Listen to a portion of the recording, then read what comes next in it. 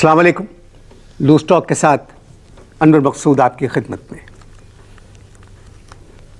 आज loose talk में जो मेरे मेहमान हैं उनके बारे में मैं सिर्फ ये कह सकता हूँ, आप सबसे बड़े मरदूद हैं। समझ गए होंगे मेहमान कौन है? शैतान।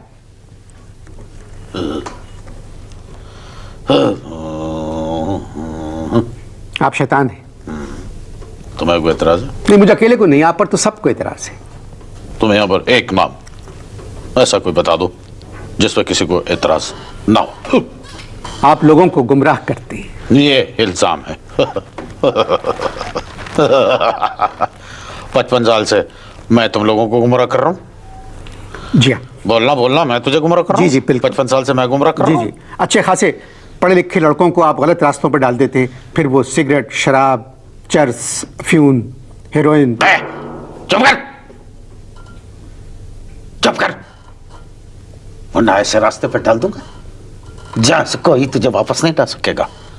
इल्जाम देता है कि नौजवान नस्ल को मैंने सिगरेट, शराब और हीरोइन पे लगा दिया। अब ये सब चीजें पहले से तुम्हारे मुल्क में मौजूद थी। अगर मैं उनको लेके आता तो फिर तुम कह सकते थे कि तुझ पे इल्जाम है कि तूने इन लोगों को खराब किया। अभी तो मैंने सिर्फ शुरुआत की है। अभी मैंने सरहद में शराब पे पाबंदी लगा दी। सुबह सरहद में लगवा दी पाबंदी। जी हाँ, ये आपने वाहिद नेक काम किया है। नेक? चुप चुप चुप चुप। शैतान की प्लानिंग को नजदीक नहीं पहुंच सकता तू। ये तो मैंने अभी एक ऐसा काम किया है। अभी सब चुप हैं, खामोश है। लूट तो उस दिन मचेगी जिस दिन मैं नस्वार पे पाबंदी लगवाऊंगा। कान पड़ी आवाज सुनाई नहीं देगी, वो हुल्लड़ वो पटा मचेगी। दरअसल बात यह है कि आप इंसानियत के खिलाफ हैं। आप इंसानियत के खिलाफ हैं। इंसानों पर जुल्म करते हैं। दुख हुआ मुझे तेरी बात सुन के, बहुत दुख हुआ। ये ठीक है कि जब कोई गलत काम करता है तो लोग कहते हैं ये शैतान का काम है, और मुझे फक्र है इस बात पे। लोग मुझे गालियां देते लेकिन उसके बावजूद मैं हूं और मैं रहूंगा। तुम मुझे एक बात का जवाब दोगे? तुम जापान पे एटम बम क्या मैंने गिरवाया था? बोलो जापान पे एटम बम मैंने गिरवाया था। वियतनाम पे जुल्म की दास्तान मैंने तहरीर की थी। इराक पर मैंने अटैक करवाया था, हैं? और ये सऊदी अरब में अमेरिकन क्या मेरे मेहमान हैं? अरे छोड़ो।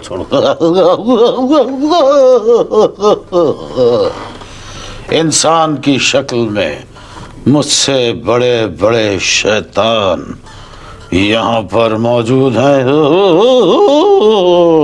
आप दूसरे मुल्कों की मिसालें मत दें, मैं सिर्फ आपसे पाकिस्तान पे बात करूंगा।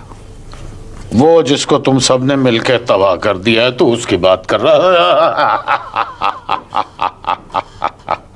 ये रिकॉर्डिंग हो रही है, इतनी जोर से कहकहा मत लगाएं। ये मेरी मुस्कुराहट थी।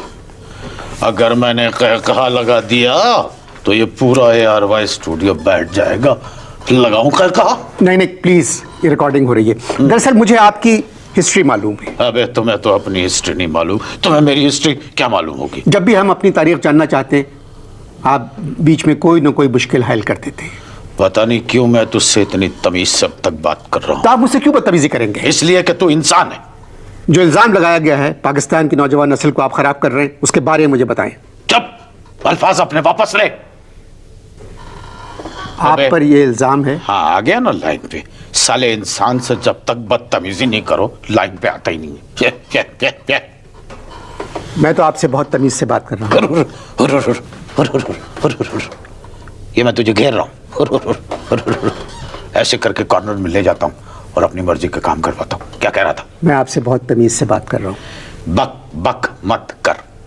ये आप किस किस्म की जबान इस्तेमाल कर रहे हैं? ये उठा के एक इसमें ये उखाड़ दूंगा, क्या बोलते हैं उसको, शीशा उखाड़ के तेरे सर पे मारूंगा। ये बक मत कर मैं नहीं कहता, ये तुम्हारे बच्चों के कायदे में लिखा हुआ है, बक मत कर।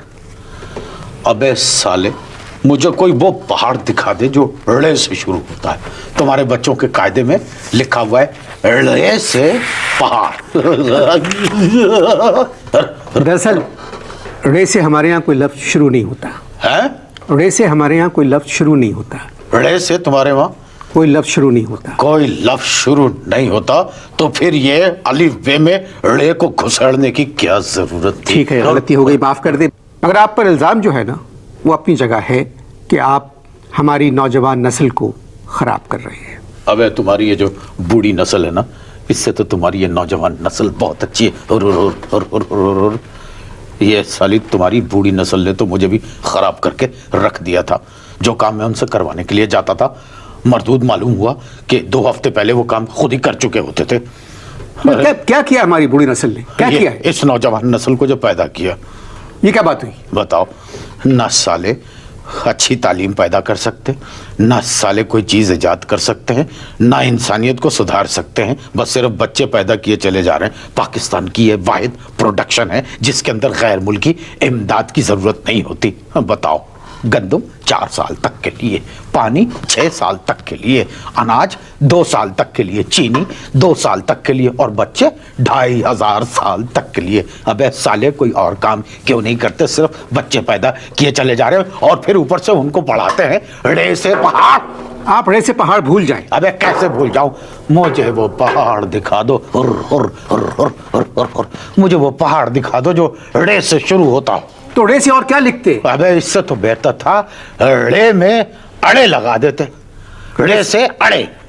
मैं अपनी तरफ से कोशिश करूंगा कि आइंदा जब बच्चों का कायदा छपे तो उसमें रे से पहाड़ के बजाय रे से अड़े लिखा जाए। जब तू वो छपवा रहा होगा तो मैं तेरे पास खड़ा होऊंगा और रे से वो लफ्ज बताऊंगा कि शर्मा जाएंगे सारे लोग।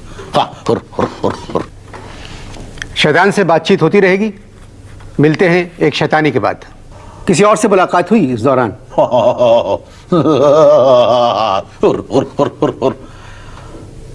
एक अदीब से मुलाकात हुई। मैं तो पागल हो गया जब मुझे पता चला कि ये अदीब है। कि साला पाकिस्तान में अदीब कहां से निकल आया। मैंने कहा तुम अदीब नहीं हो। 1 घंटा बहस होती रही। क्यों? मैंने उससे कहा कि तू अदीब नहीं है। कहने लगा मैं अदीब हूं। मैंने कहा तुम अदीब नहीं हो। और कहने लगा बाय गॉड मैं अदीब हूं। मैंने कहा मुझे कैसे यकीन आएगा? तो उसने अपने बेटे को बुलवाया और बेटा आओ और जरा बताओ कि मैं कौन हूं। कहने लगा ये मेरे अब्बा हैं। तो मैं बहुत हंसा। मैंने कहा ये तो मुझे मालूम है, वजह शोहरत इनकी क्या है? तो कहने लगे कि हमारे अब्बा वाहिद अब्बा हैं जो आलू का सालन प्लेट से मुंह लगा के पी जाते, ऐसे करके पी जाते हैं। और ये कह के चला गया।